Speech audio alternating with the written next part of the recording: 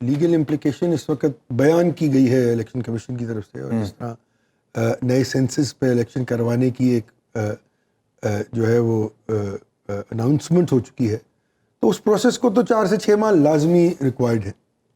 اور اس کے بعد یقیناً الیکشن تو آئین کا ایک لازم جزو ہے، ہر صورت کروانے ہیں، ہونے چاہیے، اس میں تو کوئی دو آرا نہیں ہے. لیکن کچھ ایسی چیزیں ہیں جس کو میں میں تو اوبیسلی بیک اسٹیجر یہ کہہ سکتا ہوں کہ جو فائنینشیل فسکل کرنچ ہے اس وقت، جو اس وقت آپ کی اکنامک کنڈیشن ہے، وہ آپ کو یہ اجازت نہیں دیتی کہ آپ ایک کسی قسم کی ایک پولرائزیشن میں جائیں اور اس الیکشن میں جا کر اس طرح کی ایک جو اسٹرائڈ شروع کر دیں پوری قوم کے سامنے، جس میں بہت زیادہ احتمال ہے کہ کانفلکٹ بہت بڑا ہو جائے.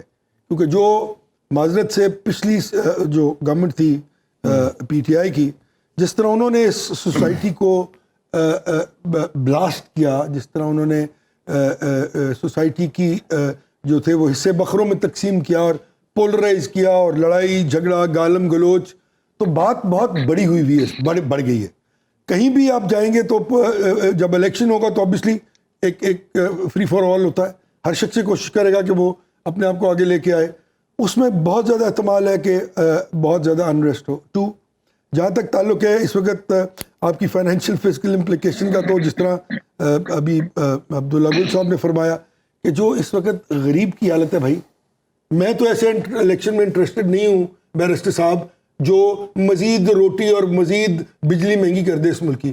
غریب کی روٹی، غریب کا بچے کی دوائی اور اس کا سکول میرے لیے زیادہ امپورٹنٹ ہے کسی بھی الیکشن سے، اور کسی کے لیے نہیں ہے اس ملک کی پولیٹیکل پارٹیز کے لیے. اگر الیکشنز نہیں تو پھر کیا حال ہے غریب کی روٹی؟ اب یہ دیکھیں نا، اب یہ دیکھیں، پھر میں آپ کو کہتا ہوں کہ اس وقت دیکھیں آپ، ہم لوگ ڈائریکٹلی کانفلکٹ میں چلے جاتے ہیں اسٹیبلشمنٹ کا نام لے کے.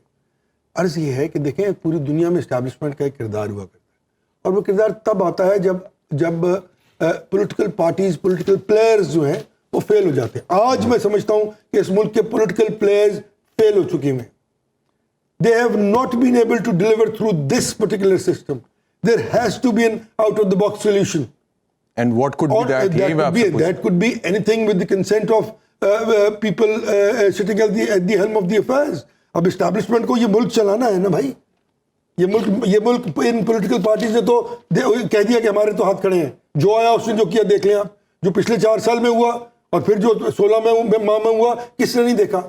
کس نے نہیں دیکھا کہ اس ملک میں کس طرح غریب کی روٹی اس سے چھن گئی اور وہ بیچارہ فرام مطلب بیگر بال تک آ گئے لوگ.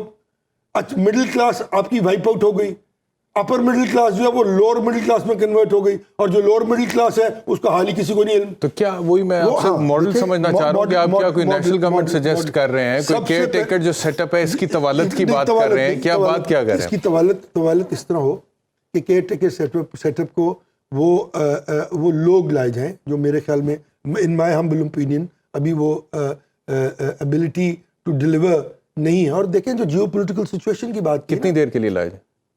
کنٹینیوس پروسیس ہونا چاہیے to an extent where you stand on your feet. لیکن آپ کہیں تو کھڑے ہونا. آئین میں اس کی اجازت نہیں یار، آئین کا قرآن میں ذکر نہیں ہے نا کہیں میرے بھائی. Out of the box solution کہتے ہیں اس کو. آئین irrelevant ہے. No, I am not seeing it's irrelevant.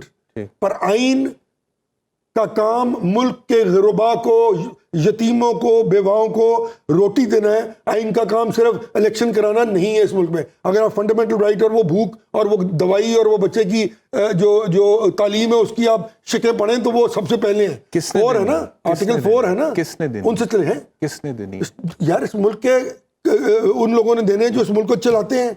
تو جو چلانے والے رہے ہیں وہ تو ناکام ہو گئے سارے. آپ بتا دیں مجھے کسی پولیٹیکل پارٹیز کے پاس کوئی حل ہو. They have come to injuries, they have come to political injuries. وہ تمام کے تمام صرف یہ کہتے ہیں ہمیں اقتدار دے دو، ہم کچھ کر لیں گے. نہیں ہوتا ان سے. وہ اس لیے نہیں ہوتا کہ دوسرے الفاظ میں آخری سوال آپ سے پوچھتا ہوں، پھر میں نیئر صاحب کی طرف جاتا ہوں. صرف اور صرف اقتدار اور اقتدار تک محدود ہے. آئی ایم شیور کہ نیئر صاحب کو بہت تحفظات ہوں گے آپ کی اس گفتگو. نہیں وہ بالکل ہوں گے، لیکن میں آ رہا ہوں آپ کے پاس. 30-40 سال کی سیاست کے بعد عرض کر رہا ہوں کہ اس ملک کی سیاستدانوں نے آخری سوال تو سن لینا، آخری سوال تو سن لیں.